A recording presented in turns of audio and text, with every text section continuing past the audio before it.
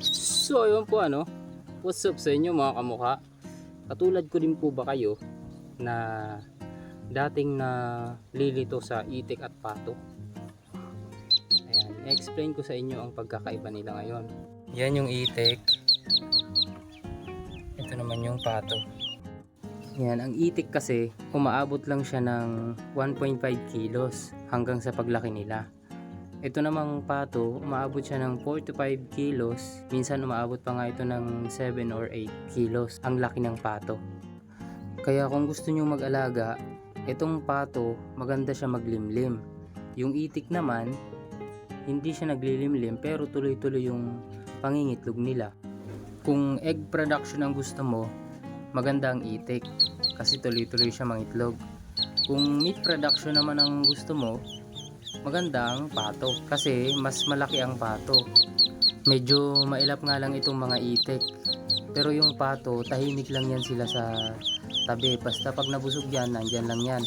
Ang mga itik parang hindi sila nabubusog, mayat maya kung saan saan sila napunta, kaya mailap ang mga itik.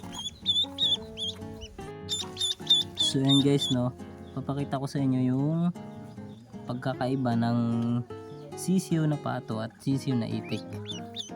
Ayan. Ang sisiw kasi ng itik, ayan. Ang sisiw ng itik ay ganito.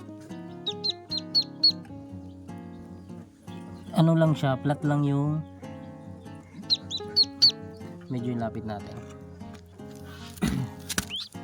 Flat lang yung ano niya, yung nguso niya. Yan flat lang to. Kung makikita nyo, flat lang. Tapos ito namang nguso ng pato, meron siyang hook. Ayan kung makikita nyo, meron siyang hook sa dulo, patusok kumbaga. Yan Tapos ang pagkakaiba naman ng nila ng huni, ayan, bali matinis yung matinis yung huni ng pato. Ito naman iba naman siya. Yung itik ay medyo paus konti. Medyo paus ng konti yung sa itik. Ito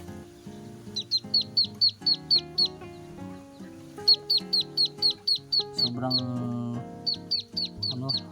tawag dito, walang kapaos-paos. Ganda ng ng sapato. Ayan sila. Okay.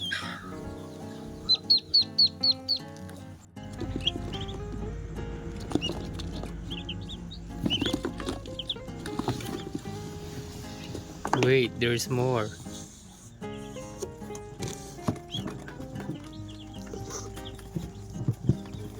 Kakapisa lang.